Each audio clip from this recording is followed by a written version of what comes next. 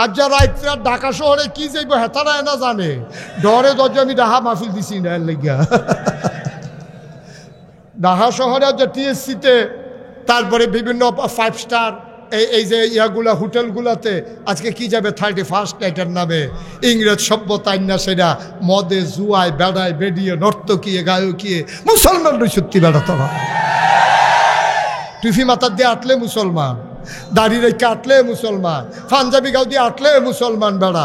মুসলমানিটাকে অর্জন করার পরে মুসলমান হও, ঠিক কিনা? মুসলমান দাবি করা সহজ, হওয়া বড় কঠিন। জান বেচ্চা রাখছো আল্লাহর কাছে, মাল বেচ্চা রাখছো আল্লাহর কাছে। এই জান লইয়া বেড়াগিরি দেখাও, এই মাল লইয়া বেড়াগিরি দাও, তোর মতো খাড়াস আছে রে, তোর মতো খাড়াস। জান কি তোর, তুই যে বেড়াগিরি দেখাস? মাল কি তোর? জান তো তোমার না, এই মাল তো তোমার না, বিক্রি করছো 1500 বছর আগে। কোরআনের কারে ওই আয়াতের সাথে মিলাইয়া তুমি বিক্রি করে দিয়েছ। এখন তোমার মন যা ধরে তা করো।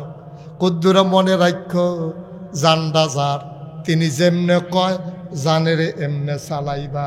মালগুলা যার, উনি যেমনে কয় ওই পথে মাল চালাইবা। এর বাইরে চালানোর অধিকার তোমার নাই, ঠিক কিনা? আমার মাল তোমার কাছে আমানত রাখছি, তুমি আমার মাল নষ্ট করালে বা ফেরত দেওয়া লাগবে না আমার কাছে? আমার কাছে ফেরত দেওয়া লাগবে না? আমি যদি বোতলটা ওনার কাছে আমানত রাখি যে ভাই আপনি মুরব্বী মানুষ, দাড়িওয়ালা মানুষ, টুপিওয়ালা মানুষ, ফলাফানের কাছে দিয়ে খাইয়ালাই তো পারে পানিটা, আপনার কাছে এটা আমানত, আপনি কিন্তু এটা ধরবেন না। ওনার কি এখান থেকে 1 ফোঁটা পানি খাওয়ার অধিকার আছে? আছে? আমি যদি কই ঠিক আছে আপনি হ্যাঁ পানি সব দেয় খাইয়েন, বোতলটা ভাঙ্গেন না, বোতলটা আমার পছন্দের, এটা আমি আলগা করে কিনাছি মালয়েশিয়া যে গেছিলাম, হ্যাঁ বোতলটা আনছি, আপনি করলাম আমার এই বোতলটা নিয়ে ভাঙ্গালান চাইয়েন, এবার পানিটা খাইয়া বোতলটারে মুড়াইয়া ভাঙ্গা লইয়া খেলতে আছে কাঠির মাথার মধ্যে লইয়া। আচ্ছা আমার দেখলে কীরকম লাগবো কন? তোমার কাছে আমানত রাখতে আমি করে বেজ্জতি হইলাম। আরে আল্লাহ দি তোর কাছে মাল দিয়ে আমানত রাখছে রে। আল্লাহ কয় বান্দা, ও বান্দা আমি এই মাল দিয়ে কি করবো রে বান্দা? আমার তো খাওয়া দাওয়াও নাই, পোশাক পরিচ্ছদ লাগে না, সব তুই কর, তরে আমি দিলাম, তুই ব্যবহার কর। সাবধান সাবধান সাবধান, আল্লাহর বিধান আর নবীর তরিকার বাইরে যাওয়া যাবে না, যাবে না, যাবে না, ঠিক কিনা? আমরা কেমন খারাপ মানুষ, চিন্তা কর। আচ্ছা ও আপনি তো হইলে এখন বুঝেন, এই আল্লাহর দেওয়া জান, আল্লাহর দেওয়া মাল ব্যবহার করিয়া এমন কাজ করন যাইবনি যেই কাজটা করলে আল্লাহ বেজার হয়। বুঝ করে কইয়েন, এখন কোনো ফাট্টা ফাট্টি না, আমরা বুঝের ভিতরে যা। আমরা দর্শকিতা যখন দেখছে যে ওয়াজ উফরে পড়তে আছে, বুঝে বল ও কান না হোক, তারা এই তখন এই গরম হইয়া যায়। দেখছেন না কয় বছর আগে, 5-6 মাস আগে যখন ওয়াজ হইতো, হুজুরে যখন ওয়াজ করতে লইছে, হুজুরে ওয়াজ করছে সুরের বিরুদ্ধে, কইছে চুরি করা খারাপ, চুরি করা ইয়া করা, ঘর চুরি করা যেরকম, টেহা চুরি করা এরকম, কথায় কথায় কয়ে লিখছে বুট চুরিও খারাপ। আর এটা কথার লোক আইয়া পড়ছে না, সুর তো সুরে বুট চুরি লিখি থেকে আউট, তারা বালা কখন যাব? তো কথার লোকে যে কইয়া লাইছে বুট সুর যেটি আরো অসভ্য, লোকে দিয়ে অসভ্য বইয়া রইছে। ওয়াজ তো বইরা বইছে অসভ্যের উপরে, বুট সুরের উপরে যখন ওয়াজ বইরা বইছে, বুট সুরে কি এখন আনন্দ না কষ্ট? উনি কি আনন্দিত না রাগান্বিত? উনি তো সব মানুষটা এবার বলছে আইস দিয়া লাইছে, ফলাফেন না জানে এবার যে সুর। তা হুজুরে তো সুরের বিরুদ্ধে ওয়াজ করতে গিয়া চশমা সুরের বিরুদ্ধে ওয়াজ করছে, ঘড়ি সুরের বিরুদ্ধে ওয়াজ করছে, তারপর আলু সুরের বিরুদ্ধে কইতে কইতে কইতে কইতে হুজুরে বুট সুরি আইয়া পড়ছে আর কি। বাচ্চারা এবারে গেছে, এবার তো খেপে গেছে, টান দিয়ে বাইক নিয়ে রাজনীতির ওয়াজ করবেন না। আচ্ছা এটা কি রাজনীতির ওয়াজ হইল? না না, আপনার বিবেকে কি করে বুঝ্য না কইবেন, এটা কি রাজনীতির ওয়াজ? সুরের বিরুদ্ধে ওয়াজ, আপনি চুরি করছেন, ওখানে আপনার বিরুদ্ধে ওয়াজ গেছে, এটা কি সুরের দোষ না হুজুরের দোষ? এটা সুরের দোষ। আপনি চুরি করেন কে যে আপনার বিরুদ্ধে ওয়াজ যায়? চুরি সুরে চুরি করবেন, এখন আবার সুর কোন যাইত না, মগের বুল্লুক পাইছেন। আপনার বাহার বাড়ি আমরা মামুর বাড়ি বেড়াইতাম আইছি নাকি? একদিক দিয়ে চুরি করবেন, আবার চুলের সুর কোন যাইত না, ভালো সুইটো ফুটে গেছেন গা দেখি। দিন যেটা গেছে গেছে। ইমামের সামনে থেকে তোমরা মাইক কেড়ে নিয়েছ। শুক্রবারে ইমাম সাহেব নামাজ পড়াইছে, ইমাম সাহেবের সুদের বিরুদ্ধে ওয়াজ করছে। সভাপতি যে সুদ খায়, এটা ইমাম সাহেব করবে না নতুন চাকরি? হেবারে চাকরি হলো নতুন, হেবারে তো জানে না কারা কি থাকা। হেবারা মনে করছে সুদ যেহেতু জঘন্য গোনা, এটা দিয়ে প্রথম খুতবাটা শুরু করি। সুদের বিরুদ্ধে ওয়াজটা কইরা সারছে না। ইমাম সাহেবরে সভাপতি ডাক দিয়ে আলগাত নিয়ে, হুজুর আপনি কি আসলে চাকরি করতেন না?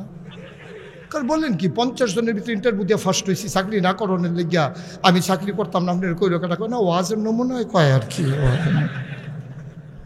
পরে ইমাম সাহেব খবর কইছে কি লইছে কি তারে সভাপতি এই কথা কইল কি রে, মুয়াজ্জিন রে জিজ্ঞেসে, মুয়াজ্জিন সাহেব সভাপতি দিয়ে আমার আলগাত নিয়ে এই কথা জিজ্ঞায়, আপনার তো জাগা মতো এটা দিয়া লাইছেন, আপনি মৌসেকের ভিতরে এটা দিচ্ছেন, 2-3টা কামড় তো খাইবেন। কারণ তো আমি তো আপনি আমার কইবেন না, আমি কি জানি আপনি যত ফুলের দিনে সুদের বিরুদ্ধে বাস করে বলো। তা হ্যাঁ মনে করছে থাক, সুদের বিরুদ্ধে বাস করলে যেহেতু সভাপতি খেপা জিজ্ঞা, তো আরও বিষয় আছে না, তো সুদের বিরুদ্ধে না হলে আর না করলাম আর কি। পরের সপ্তাহে ওয়াজ করছে ঘুষের বিরুদ্ধে। কি এর বিরুদ্ধে? সেক্রেটারি ঘুষ খায়। সেক্রেটারি কি খায়? ঘুষ খায়। এখন ঘুষের বিরুদ্ধে ওয়াজটা করে নামতে পারছে না। সেক্রেটারি সাহেব ওই দূরে দিয়া কইতাছে, না রে ইমামটা বুঝে বদলাই এলাও লাগবো না খারাপ, ইমাম বদলাইল, ইমাম সরকার খাইছিল, চাকরি থাকতো না রে। পরের দিন ওয়াজ করছে মদের বিরুদ্ধে। পরের শুক্রবার যখন মদের বিরুদ্ধে ওয়াজ করছে, কেশিয়ার সব মাইদে মাইদে খায়। এখন ওয়াজ গেছে কেশিয়ারের বিরুদ্ধে, আর সভাপতি সেক্রেটারি কেশিয়ার, একজনে সুদখোর, একজনে ঘুষখোর, একজনে মদখোর। হুজুরে ওয়াজ যেইটা করে এইটাই কেউয়ের উফরে না কেউয়ের উফরে পড়ে। এরপরে হুজুরে বুঝছে এই মাহফিল, এই মসজিদও চাকরি করতে হইলে আর খুতবার আগে আলোচনা হবে না। এই হুজুরে অহন করে গিতে আরবিতে বাইতে খুতবার লিখা লইয়ে ফদাইতে আছে, বুঝে না। সুদখুররে ফদাইতে আছে, রাশিওয়াল মুরতাসি কইতে আছে, ওই বুঝে না। আর হুজুরে মুসকি মুসকি আসে, কি কিরকম যাইতে আছে, মুসল্লিও বুঝে না, বর্বরাও বুঝে না। ওয়াজ চলতে আছে, হুজুরে আরবিতে ফদাইয়া প্রত্যেক শুক্রবারে লালে লাল করে লাইতে আছে ফদাইয়া, কিন্তু ধরা পড়ে না। এটার নাম বাংলাদেশ রে। নাউজুবিল্লাহ কইতা না, জোরে বলবেন না নাউজুবিল্লাহ। ভাই তোমরা কম করো নাই। আমার ইমাম সুদের বিরুদ্ধে ওয়াজ করার কারণে জমাবারে জমা পড়াই গেল, বিশুদ্ধবারে ইমামের বাড়িতে ফোন গেছে, হুজুর আপনি সামনের সপ্তাহে আসার দরকার নাই, আমরা নতুন ইমাম পাইয়া গেছি। ইমাম সাহেব মনে করছে শুক্রবারে বেতন দিব কইছে, বিশুদ্ধবারে ফোনটা গেছে আর আইয়ান না। ইমাম সাহেব কান্দা দিছে, আহ কই একটা চিল্লান দিছে। বউ দৌড় দিয়া কয় কি থাকে, কয় ঘরের দিক খরাহি নাই, এই তেন্ডির হাফ প্যান্ট কিনন লাগবো, তোমারও শাড়িটা চিরা রইছে, আমিও লুঙ্গিটা চিরা রইছে, আমি কেমনে কিতা করতাম, চাকরি জমিলে নাই। ইমামে একটা চোখের পানি ফালাইয়া আল্লাহর একটা ডাক দিছিল।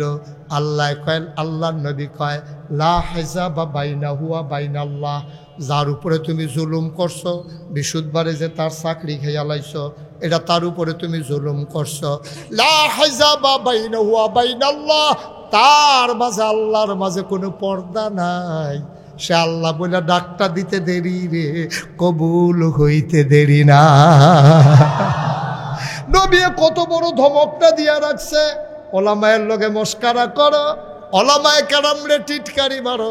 আল ওলামা ওয়ারাসাতুল আম্বিয়া, ওলামায়ে কেরাম আমার ওয়ারিস। ওলামায়ে কেরামরে টিটকারি মারতে বুঝা মাইরো।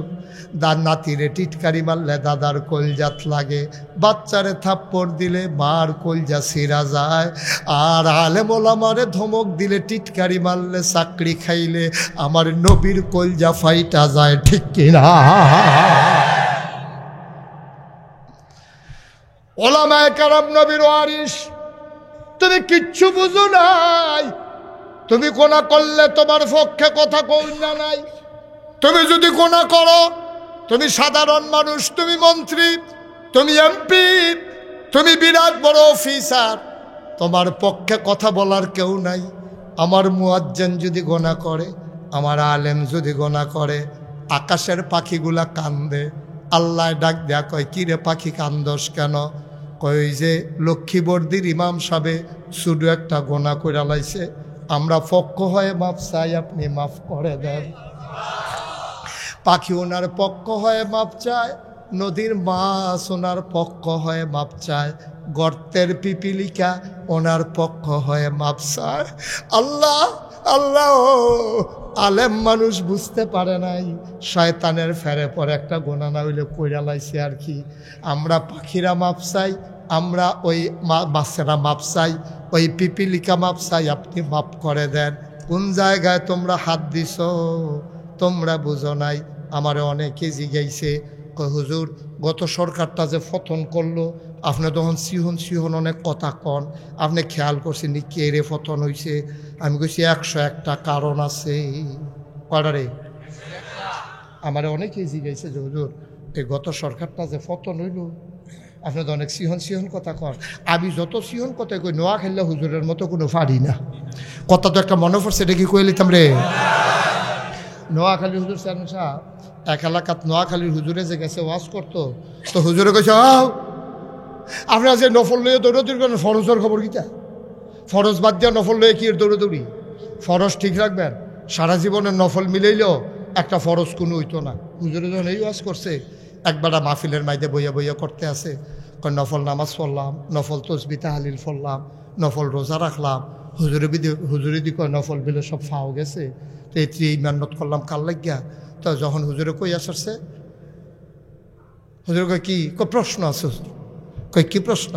কই হুজুর আমি তো জীবনে অনেক নফল টফল করছি, আর আপনি দিক নফল কোনো কামও লাগতো না, ফরজ বাদ দিয়ে বলে নফলের কোনো দরকার নাই।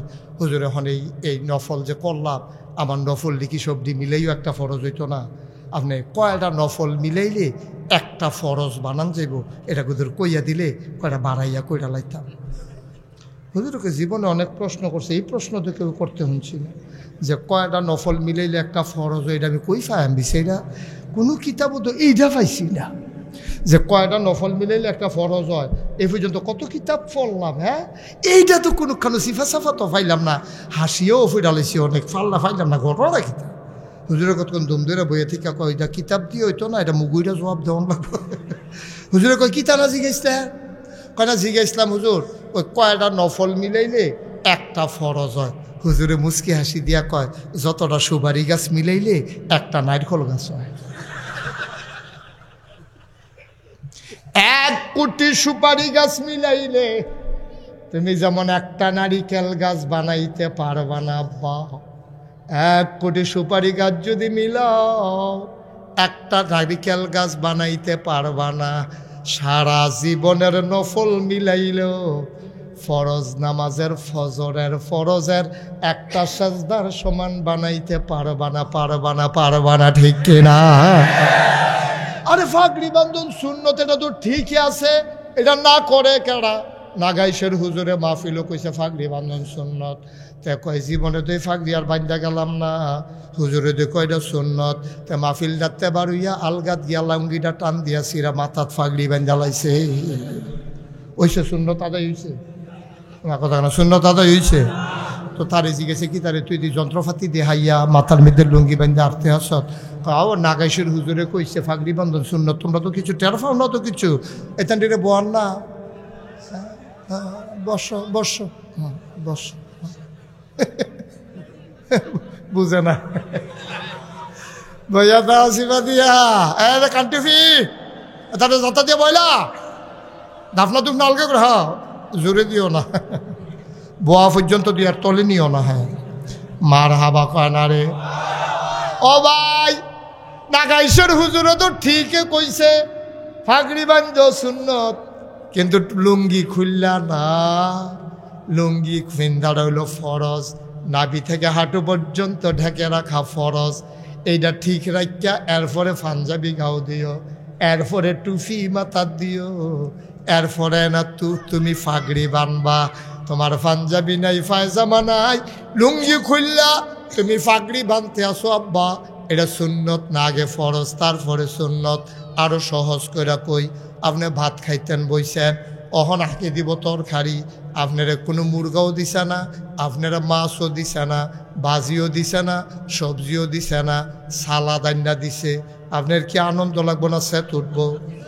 তারা ভদ্রতা দেখাইতে জায়গা পাচ্ছা, তরকারির লগে না সালাদ মজা, আলগা সালাদ দিছত কি হতি, লুঙ্গির লগে না পাগড়ি মজা, তুই আলগা পাগড়ি বাঞ্ছত কি হতি। মুসলমান, মুশতাক ফয়েজি যদি কোনোদিন আর না আসে, কোনোদিন যদি তোমারে না ডাকে, মনে রাখবা আমি এসেছিলাম, মনে রাখবা কথা কয়টা বলে গেলাম। ভাইও ও ভাই, দেখতে দেখতে কেমনে কেমনে 2.5 ঘন্টা আলোচনা হয়ে গেছে, আমি নিজেও টের পাই নাই। ও বন্ধু, মন দিয়ে শুনো, আল্লাহ তাবারক ওয়া তাআলা তোমার জান আর মাল কিনছে। ওই যে কইসলাম সরকার পতনের 101টা কারণ, আমি কইতাম ফারাম কয়টা কথা না, কয়টা? ওই রাজা বাহিনী যুদ্ধত গেছে, যুদ্ধত গিয়া ঠকছে, হারছে, হারার পরে রাজমশাই সেনাপতিরে ডাক দেয়, আমার সৈন্য নাই? কয় আছে। বন্দুক নাই? কয় আছে। আমরা যুদ্ধ শিখছি না? কহ। তোমরা খাওয়াই না? কয় সব ঠিক আছে। কয় তো যুদ্ধে আমরা ঠকলাম কেন? আমার সৈন্য আছে, আমার বন্দুক আছে, আমার গুল্লি আছে, আমার সব আছে, তারপরে আমি যুদ্ধে হারলাম, কারণটা কি? তো সেনাপতি কয়, রাজমশাই আমরা তো আমাদের যারা বিরুদ্ধ শক্তি সবাই গাড়ো দিয়ে আসতাম। কয় তারপরে? কয় বন্দুক রেডি করে আসতাম। কয় তারপরে? কয় স্টিকারের ভিতরে আঙ্গুল লইতাম গা, যখন টিপ দিতাম গেছি, গিয়া দেখি গত রাতের বৃষ্টিতে গুল্লিডি ভিজা গেছে। গুল্লিডি কি হয়েছে? তো সৈন্য থেকে কোনো লাভ আছে? বন্দুক থেকে কোনো লাভ আছে? গুল্লি ম্যাগে ভিজা গেছে গা। আমি কই বাংলাদেশের সরকার পতন নয় কিরে, বুঝো না? 101টা কারণ আছে। 1 নাম্বার কারণ হইল আলেমের উপরে তারা নির্যাতন করেছে, ঠিক কিনা? তারা গুল্লি ভিজা গেছে গা ম্যাগে। হেলিকপ্টারও তো রেডি আসিল, হেলিকপ্টার থেকে গুলিও তো শুরু হয়েছিল। সেনাবাহিনী তর্কে চলে গেছে, তাদের স্পেশাল ফোর্স রেডি হয়ে গেছে, তারপরেও কেন হেরে গেল? গুল্লি তাদের ম্যাগে ভিজে গেছে, কারণ সব অস্ত্র ফেল ওই আলেমের দোয়ার কাছে। তোমরা কম করছো।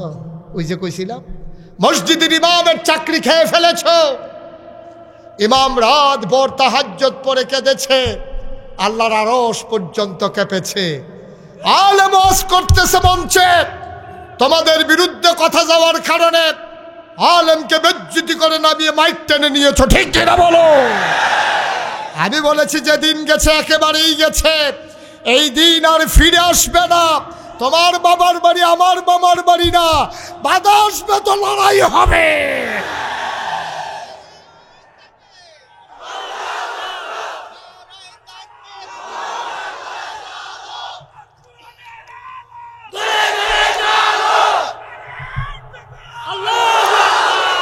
অনেক তামাশা হয়েছে, অনেক করছে, অনেক করছে, মানুষরে মানুষ মনে করো নাই। চোর ডাকাত বদমাইশ ওইগুলা রাস্তায় রাস্তায় ঘুরেছে, সিনা টান টান করে, আর আবার আলেমগুলাকে তোমার জালখানায় ঢুকাইছো। তোমরা কম করছো, তোমরা জুডিশিয়াল কিলিং এর মাধ্যমে আমার আলেমগুলাকে ফাঁসি কাস্তে তোমরা ঝুলিয়েছো, ঠিক কিনা বলো? অনেক করেছো তোমরা। তোমাদের যে দেখেন কারবারটা দেখেন, রেজাল্টটা দেখেন, সবাই চাইলো দফা 1 দাবি 1, পদত্যাগ পদত্যাগ, ঠিক কিনা কন? একটা লুকো আমি 5ই আগস্টের আগ পর্যন্ত আমি একটা খবরে, একটা ইলেকট্রনিক্স মিডিয়ায়, প্রিন্ট মিডিয়ায়, সোশ্যাল মিডিয়ায়, আমি পত্রিকায়, চ্যানেলে আমি কোথাও শুনি নাই দফা 1 দাবি 1, দেশ ত্যাগ দেশ ত্যাগ, এই কথা কোথাও বলতে শুনি নাই। বলছে কেউ? সবাই বলছে পদত্যাগ। আমরা সবাই চাইছিলাম পদত্যাগ করলে ওকে ফাইন, ফিনিশড, এরপরে আর আমাদের কোনো দাবি দেওয়া নাই, পদত্যাগ করলেই হয়। কিন্তু আল্লাহর ফয়সালা বড় কঠিন ফয়সালা। আল্লাহ কয় দফা 1 দাবি 1, দেশ ত্যাগ দেশ ত্যাগ, ঠিক কিনা? পদত্যাগে হবে না তোমাদের, তোমরা যেইয়া জমছে কি, ঠিক কিনা? কাও তোমাদের দেশ ত্যাগ ছাড়া তোমাদের হবে না। আল্লাহর খেলা বড় কঠিন খেলা, ঠিক কিনা কও? কষ্ট হইতেছে, ছেড়ে দেওয়া দরকার। ভাই খুব মজা, আমার খুব আনন্দ লাগতেছে আপনাদেরকে পাইয়া। আমি কষ্ট মনে করতেছি না, কিন্তু আমার আগামীকালকে মাহফিল হচ্ছে ময়মনসিংহ। আমি হেলিকপ্টার আসবে আমার কমপ্লেক্সে নামবে, ওখান থেকে আমি উঠে যাব, আবার আইসা নামবে রাতে। আমার আগামীকালকে 2টা মাহফিল। এই লৌকিকতা আমি কখনো পছন্দ করি না। আমি যদি হেলিকপ্টারে মাহফিলে যাইতাম অনেক আগ থেকেই পারতাম, কিন্তু এটা আমার পছন্দ না। এটা একটা লৌকিকতা মনে হয়, এতগুলো টাকা খরচ করে আমাকে নেওয়া লাগবে। আমি তাদেরকে বিনয়ের সাথে বলেছি যে আপনাদের এলাকায় তো আলেম আছে, তা আমাকে এত টাকা খরচ করে আমাকে কেন নেবেন? আমার পেছনে এতগুলো টাকা খরচ করার দরকার আছে? ওইখানকার কোনো একটা আলেম দিয়ে করাই ফেলবেন। হ্যাঁ, যেই জবাব দিছে আমি শূন্য আর কিচ্ছু কইতাম পারছি না। আপনারা কি এই কথা জবাবটা শোনাইলি? তা হ্যাঁ, আমি যখন কইছি এত টাকা খরচ করে নিবেন গিয়েতেন, হ্যাঁ তারা কই বিদেশতে তারা ফোন দিছে হেলিকপ্টারে আপনার নিলে টেহা দিব না, একটেহ দিত হেতানি বলে টেহা দিয়া বিদেশ গাওয়া টাওয়া খাইয়ালে বইয়া টেহা খাইয়ালে বইতেন, বিস্কুট মিস্কুট কিনা খাইয়ালে বইতেন, টেহা ফাড়াইতো না একটেহ। আপনারা আনলে টেহা দিব, লগে কিছু বাড়াইয়াও দিব। হুজুর এটা আপনার একটা উফুকার, আপনি আইয়েন। এই শেষ পর্যন্ত আমি মারহাবা কর না কেন?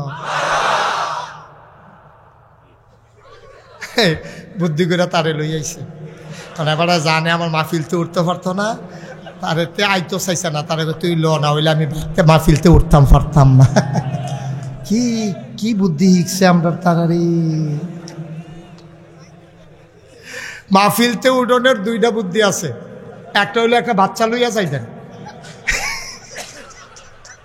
এবার মনে মনে কই শুধু বাচ্চাও তো নাই, কপাল তো খারাপ। মাহফিলতে উঠনের চেয়ারম্যান সব 2টা লাইন আছে। একটা হইলে একটা ছোটো বাচ্চা লইয়া যাবেন, কতক্ষণ ফরে ফরে তার একটা গুতা দিবেন, তো তেনা কানবো কিন্তু তে কান থেকে কত বাজ্যে তো স্যার তো কি হলাম দিয়ে নিয়া। এবারে যাওয়ানোর একটা লাইন আছে। আরেকটা হইলো মোবাইলটা কানের কাছে ধইরা আইতে আসছি কি ইয়া জরুরি, তো হনাইয়া কত আপনিও কইবেন যাইকা তাড়াতাড়ি যাইকা, তোর যখন ফ্যাস্টিকা রয়েছে যখন যাইয়া। এই 2টা লাইন ছাড়া আমার মাহফিলতে উঠোনের আর লাইন নাই। গোপন কথাটা কইয়া দিলাম। আর আইনা নাই, যদি কোনো সময় আই এই 2টারে কামো লাগাই উঠতেন পারবেন, নাহলে উডনের চিন্তা করেও লাভ হতো না। আমিন কন, জুড়ে কন, আর জুড়ে। মুসলমান মন দিয়ে শুনো রে ভাই, এই দুনিয়ায় থাকবো না, থাকার জায়গা না। দেখতে দেখতে আর একটা বছর দুনিয়া থেকে বিদায় হলো, আমাদের জীবনে একটা বছর হায়াত কমে গেল। হিসাব মিলাইয়া দেখো, ডিসেম্বরের 31 তারিখ অফিসে হিসাব মিলায় লাভ কেমন হলো, লস কেমন হলো। আজকে আমরা লক্ষ্মীবর্দির মানুষ, হিসাব মিলাইয়া দেখব আমল নামায় গোনা বেশি না সওয়াব বেশি। যদি গোনা বেশি হয়ে যায় পোড়া কপাল আমার, আমলে যদি গোনা বেশি হয়ে যায় পোড়া কপাল আমার, এই কপাল পোড়া। বলিয়া শুনো রে ভাই, একটা সেকেন্ড সময় নষ্ট কইর না, প্রতিটা সময় ইঞ্চি ইঞ্চি কাজে লাগাইও। যখনই সময় পাও, এই যে শীতকাল আসছে, সাহাবায়ে কেরাম তৎকালীন ১৫০০ বছর আগে তৎকালীন জামানায় যখন শীত শুরু হইত, সাহাবারা সবাই আনন্দ করত। জিজ্ঞেস করতো আপনারা এত ফুর্তি করেন কেন? কয় যদিও আসছে শীত, এটা আমাদের আবাদতের বসন্ত, কারণ শীতের রাতগুলা লম্বা হয়, দিনগুলা ছোট হয়। তাইলে দিনে যদি কেউ রোজা রাখতে চায়, দিনটা বড় হইলে সুবিধা না শুরু হইলে সুবিধা? দেখেন সাহাবাদের চিন্তা দেখেন। কয় শীতকালে তো দিনটা শুরু, নফল রোজা রাখতে সুবিধাওয়ালা। কেউ যদি তাহাজ্জুদ পড়তে চায়, রাতটা শুরু হইলে ভালো হয় না বড় হইলে ভালো হয়? বড় হইলে ঘুম তৃপ্তি হয়, শেষ রাত্রে এমনি ঘুম ভেঙে যায়, তাহাজ্জুদ পড়া যায়।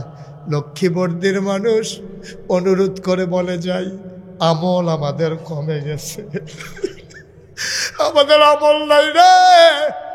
আগের মানুষের আমল, আমাদের আমল আকাশ পাতাল পার্থক্য। এই জন্য অনেক আল্লাহর ওলিরা কইতো, কয় সাহাবাদের জীবনী পড়লে আর আমরার জীবনী মিলাইলে আমরা মনে হয় যেন কাফের হয়ে গেছি, কারণ তারার এমন আমল, ওই আমলের তুলনায় আমরার কোনো আমলে নাই। এই রাত্রা যখন এখন বড় শীতকাল, তাহার দেখবেন আপনি 8টায় ঘুমাই নেবেন। এখন শুনলাম 7:15 এখানে এশার জামাত হয়, হোক 7:15 যদি জামাত হয়, 8:30 7:30 নামাজ শেষ। আপনারা যেই নামাজ পড়েন আরও তাড়াতাড়িও পড়তেন পারবেন, কারণ আপনারা তো কোনো 2G পড়েন না, সব 4G। রুকু যে দেয় বুঝে। আমি দাউদকান্দি যখন এই ওয়াজ করছি যে রুকু থেকে এই আঙ্গুলটা যেমনি সোজা এমনি সুজো হইয়া দাঁড়াইতে হইব, আর না হইলে রুকু এটা ওয়াজিব তরক হইব, নামাজের ভিতরে সুসেজদা দেওয়া লাগবো। ফলাফানে ফাল দেউটা কই হুজুর আমরা এলাকাত আমরা খেয়াল করে চাইছি ফিসি দিয়া বইয়া একজনের রুকুতে সুজ হয় না, এমনি রুকুত থাকে তো এই কিন্তু আলগি দিয়া সেরা আবার নিচের ফেল নামাজে যায়। আমি আও শুনো তোমরা এলাকার মানুষের তো বেহতাম না, হ্যাঁ এবার চিন্তা করছে নিচের ফেল তো আবার আওনে লাগবো, তো উফড়ে গিয়া লাভ কি? বুদ্ধি খাড়াইয়েন না আব্বা, বুদ্ধি খাড়াইয়েন না। 7:15 যদি জামাত হয়, 7:30 নাইলে 7:50 না হইলে অক্ষরে খুশু খুজুর সাথে পড়লে আপনার বেতের সহ শেষ হয়। এবার আপনি 8টা 8:15 ভিতরে খেয়ে ঘুমিয়ে পড়েন, চায়ের স্টলের আড্ডা বন্ধ করেন, মোবাইল চালান বন্ধ করেন, টেলিভিশন বন্ধ করেন। 8:30 ভিতরে আপনি ঘুমিয়ে পড়েন, 9:30 10:30 11:30 12:30 1:30 2:30 6 ঘন্টা হয়ে গেছে, 3:30 হয়ে গেছে, 7 ঘন্টা।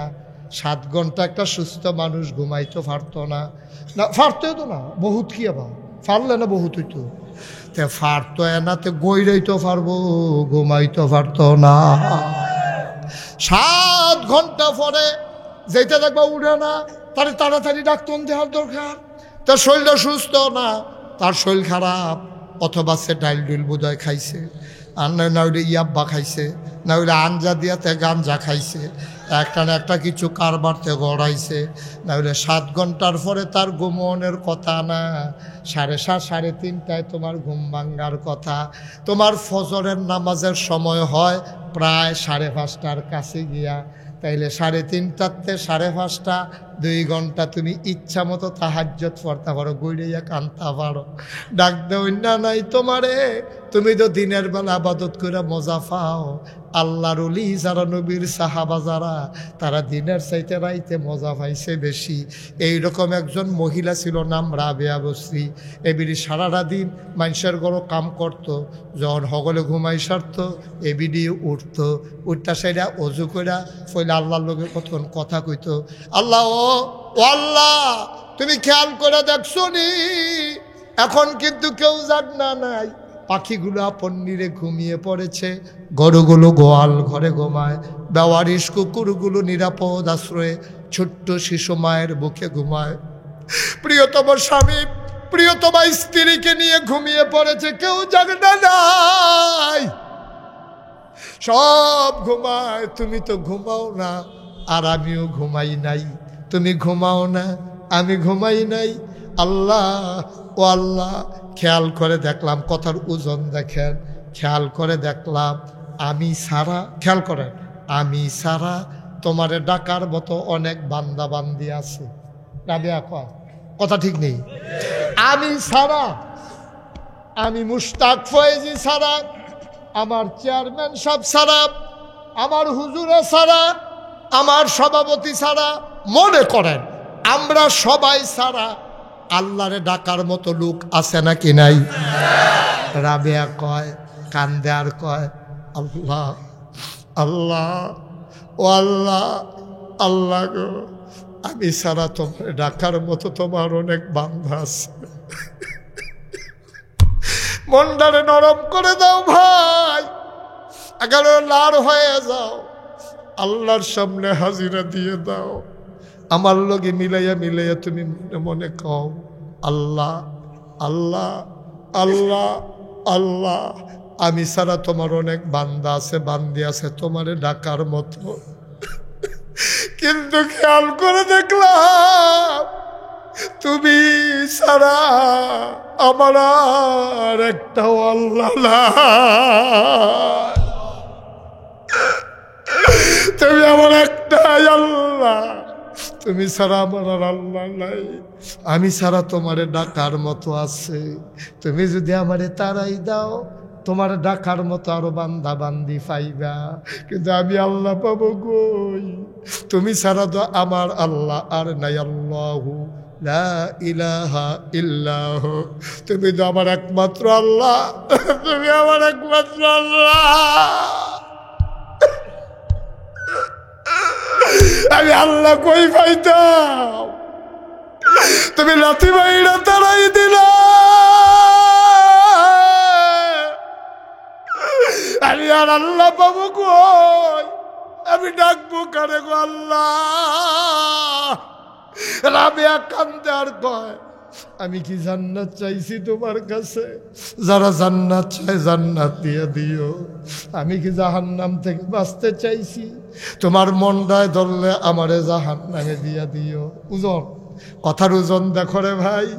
আমি তো তোমার কাছে জান্নাত চাই নাই, জাহান্নাম থেকে বাঁচতে চাই নাই, আমি তো কিচ্ছু চাই নাই, আমি তো শুধু তোমারে না চাইছিলাম। সুবহানাল্লাহ কয়না? আমি তো শুধু তোমারে না চাইছিলাম, তুমি আমার হয়ে যাও, আমারে তোমার বানাই দাও। মাল্লাহুল মাওলা ফালাহুল কুল, যার জন্য আল্লাহ তার জন্য সব। আজকে বছরের শেষ দিনে চলো ওয়াদা করি, 12টা যখন বেজে যাবে, নতুন বছর যখন শুরু হবে, যেদিন গেছে একেবারেই গেছে, কিছুই তার নাই বাকি। চলো নতুন করে শুরু করি আব্বা, নতুন করে শুরু করি, নতুন করে শুরু করি, নতুন করে ওয়াদা করি। এক ওয়াক্ত নামাজ আর ছেড়ে দেব না, সামনের রোজা আর ভাঙব না। যেদিন গেছে একেবারেই গেছে, আমি আর একটা মিথ্যাও বলবো না, আমি সুদের কাছেও যাব না, আমি ঘুষ খাবো না, ঘুষ দেব না, আমার এই সমাজে আমি বিশৃঙ্খলা করব না, আমি আমার স্ত্রীর সাথে অসৎ আচরণ করব না, সন্তানের প্রতি আমার যথাযথ হক আদায় করব, দোকান বাকি খাইয়ে আমি ঘোরাবো না, লেনদেনে আমি অস্বচ্ছ হব না, টাকা হাওলাত নিলে সময় মতো ফেরত দেব, আমি মুসলমানের গীবত করব না, আমি কলঙ্ক লেপন করব না, ভাই ভাই ঠাই ঠাই হয়ে মিলে মিশে একটা জিন্দেগি করতে চাই। জিন্দেগির পরে যেদিন মৃত্যু হয়ে যাবে, মসজিদের মিনার থেকে ঘোষণা আসবে মানুষটা নাই, শুনে শুনে দৌড়ে দৌড়ে মানুষ দেখতে যাবে, সবাই মিলে কাফন পরিয়ে দাফন করে দেবে মাটির কবরে।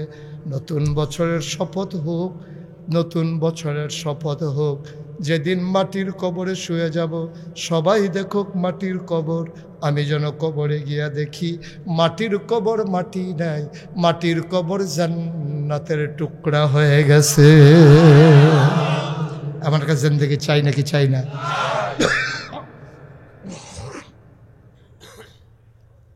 আমাদের আমল নামায় এখানে আমরা যারা দাঁড়ানো বসা মঞ্চের সামনে, গোনা আছে নাকি নাই? আমার মা বোন যারা ঘরে, তাদের গোনা নাই? সবাই একটা মিনিটের জন্য বসতে, এতক্ষণ আমি জোর করিনি, এখন আমরা তওবা করব। একজন লোক দাঁড়িয়ে থাকবে না, ওই যে দূরে তিনিও বসে পড়েন। সবাই সবাই এক সেকেন্ডের দ্রুত তাড়াতাড়ি আমরা সবাই মিলে বসে পড়বো, তওবা করবো আল্লাহ। সাল্লাল্লাহু আলাইহি ওয়া বারিক আলাইহি। সবাই পড়ি আলহামদুলিল্লাহ, জোরে পড়ি আলহামদুলিল্লাহ।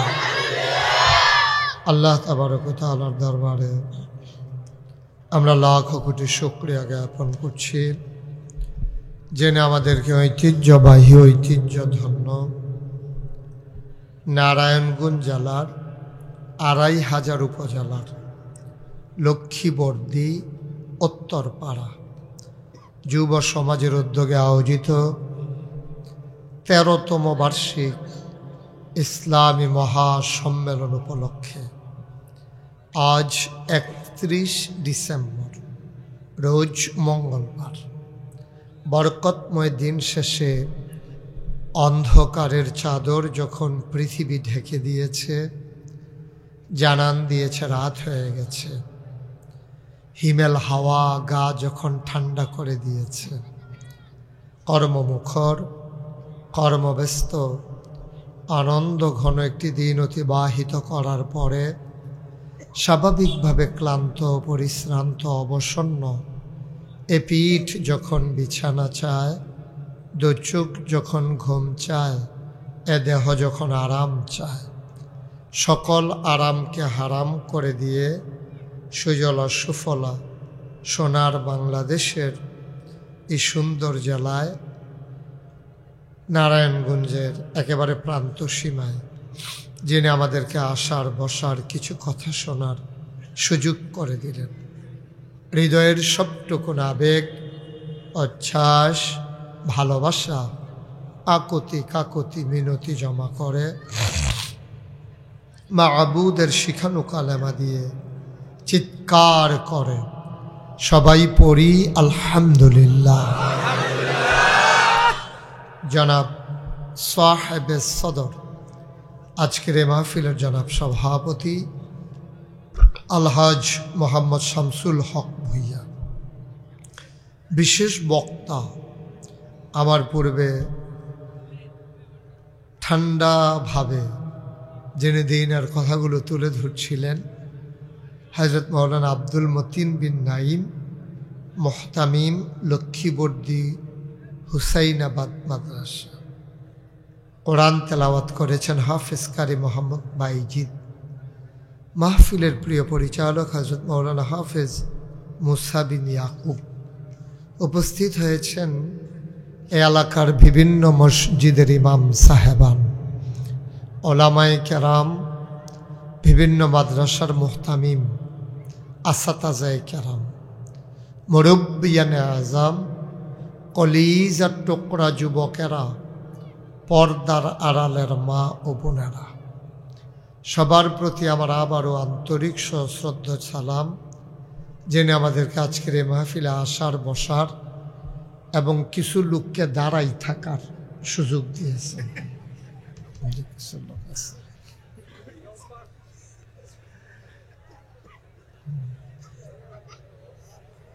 আমরা মাহবুদের দরবারে শুকরিয়া আদায় করি, সবাই পড়ি আলহামদুলিল্লাহ। আপনাদের এই 2500-এ কয়েকবার আসার কারণে এই এলাকার ওলামায়ে কেরামদের সাথে আমার একটা ভালো সম্পর্ক হয়ে গেছে। ওনারাও মিশুক, আমিও মিশতে পছন্দ করি। ওনারা অতিথি পরায়ণ। অনেক এলাকায় হুজুর গেলেন, স্থানীয় হুজুররা মনে করে সারছে কাম, এই যে বাইরের তো হুজুর হইল আমরার কি উপায়।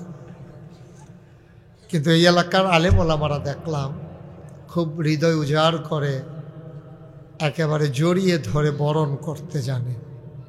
এজন্য আল্লাহ তাদের মর্যাদা আরও বাড়িয়ে দিক, সবাই পড়েন আমিন। এটাই হওয়া উচিত ছিল।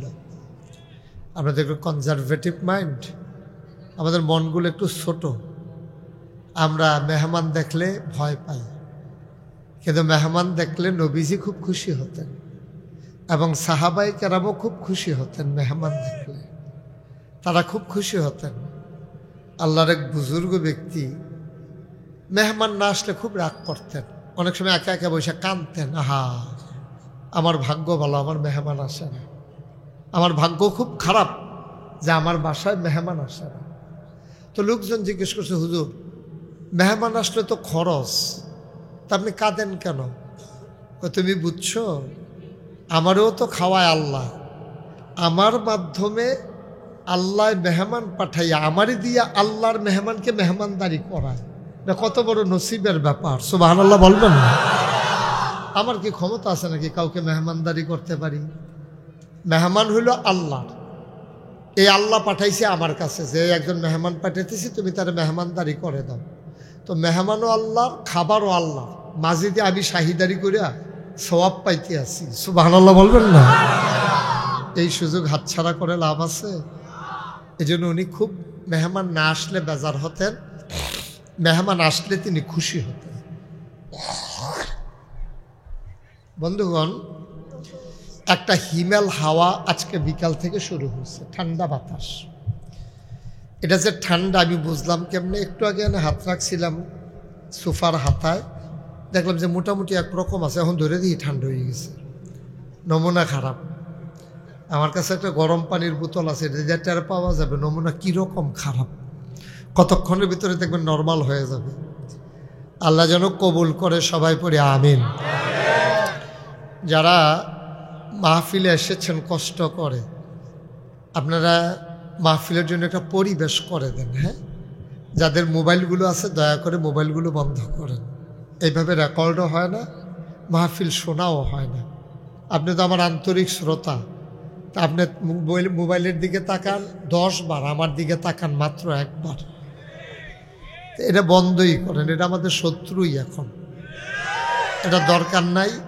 মনোযোগের সাথে আমরা কথা শুনি, যেহেতু সবসময় তো মোবাইলেই দেখছেন, ইউটিউবের ভিতরে না।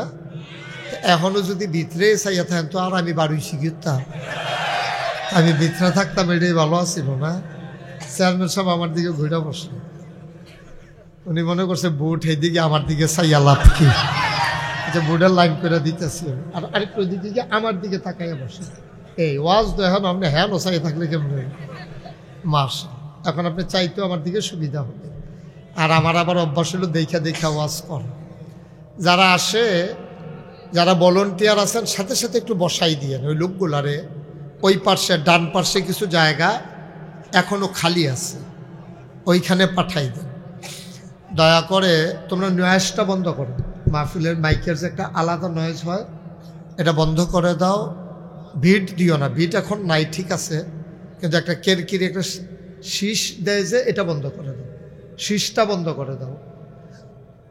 এত বেশি আওয়াজের দরকার নেই। আমরা ভিতরে যারা আসি তারা থাকলেই, তারা শুনলেই হবে ইনশাআল্লাহ।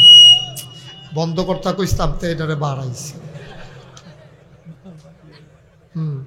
শীষটা বন্ধ করতে কইছি, তাকে শীষ কারে কয় টের পাইবেন, টের পাওয়াই আছে, এটা দিছে আমরা সবাই। শীষটা বন্ধ করতে, এখনও তো শীষ দেওয়া রয়েছে, তুমি এটা কমাও, একেবারে জিরোতে নিয়ে আসো। এত পাতলা করো না আওয়াজ, ইকো দিও না। আহা, এক রোগে শেষ হলে না, ইকো দিও না, ইকো বন্ধ করে দাও। ওকে ফাইন, কিন্তু এটা তো একবার বন্ধ করতে বলি নাই, শীষ দিতে না করছি। সবাই পড়ে না আমিন। ঠিক আছে, আর ধরো না। ওকে, তারা সরানে হানতে। আমি অনেক জায়গা বাইকম্যান ফিসমোরা বান্ধিয়ে হতাই লেছি, কারণ এখান দিয়ে একখানো থাকলে গোতাগুত তুমি আমার সামনে থা হয়, লাগলে আমি কমু যাইও। হ্যাঁ, মাইকম্যান গুতাগুতি করবো, এটা অভ্যাস। আমিন বলেন জুড়ে। 2500 মানুষের এই জোর, জুড়ে বলেন, আরো জুড়ে বলেন সুবহানাল্লাহ, বলেন আলহামদুলিল্লাহ, আল্লাহু আকবার। শুকরিয়া আদায় করলাম কার? করব কার? করে যাব কার? লস না লাভ, কম না বেশি? প্রমাণ আছে নাকি নাই? আমার আল্লাহ রাব্বুল আলামিন কোরআনুল কারীমে কত সুন্দর করে ওয়াজ করে দিলেন। আল্লাহ বলেন, লা ইন শাকারতুম লা আযীদান্নাকুম। ও দুনিয়ার মানুষ, নিয়ামত পেয়ে যদি শুকরিয়া আদায় করবে, যেই নিয়ামত পেয়ে শুকরিয়া আদায় করবে, শুকরিয়া আদায়ের কারণে ওই নিয়ামত আমার আল্লাহ আরো বহুত গুণে বাড়িয়ে দেবেন। বলেন সুবহানাল্লাহ।